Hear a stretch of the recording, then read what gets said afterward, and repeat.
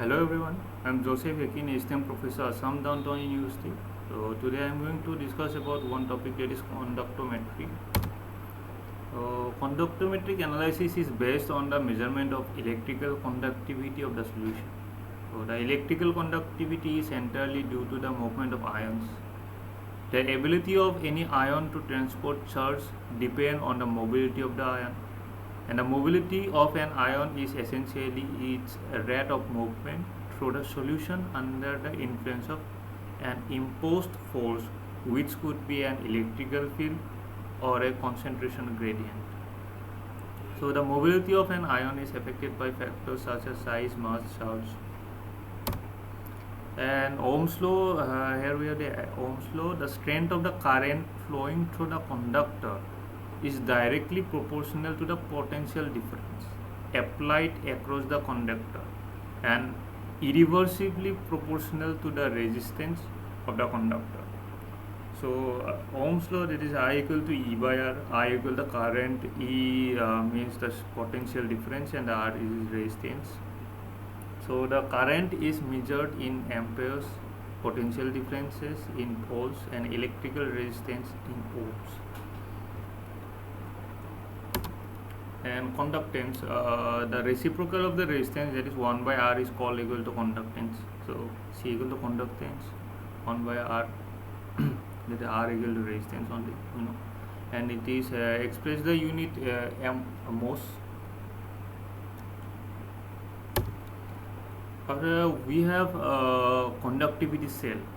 So the solution whose conductivity is to be measured is taken in a cell called as conductivity cell. Different types of conductivity cells are used. The cell consists of smaller electrodes separated by the larger distance and useful for the measurement of high conductance accurately. The cell is simple dipping cell and used in conductometric titration. The cell consists of larger electrodes separated by the smaller distance is useful for the measurement of low conductance accurately. So for the high conductance, cell consists of smaller electrodes, and for lower conductance, the cell consists of larger electrodes. So this is the difference here. Here you can see A is for low conductivity measurement solution, and for pipetting type, and last one is for deep type.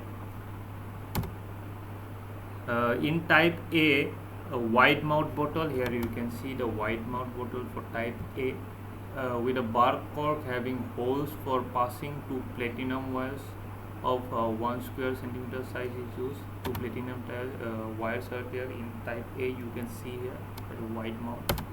And in type B, electrodes are firmly fixed in the perspex slit, which is provided with opening for stir air and the tip of the burette. You can see here one stir air is there in type B in the middle. And type C, a wide bore glass tube, Corning glass are fixed with copper wires, and the tip of which have two platinum plates of 1 square centimeter in size and fixed at the 1 centimeter apart. And the terminal copper wire are taken out from the connection. Here you can see type C.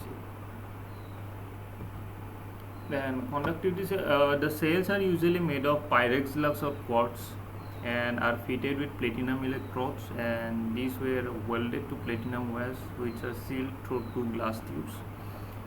These tubes are firmly fixed in an ebonite cover so that the distance between the electrodes is not altered during the experiment. They will be fixed. The electrodes of the conductivity cell may be connected to the circuit by means of mercury placed in the tubes. And the electrodes.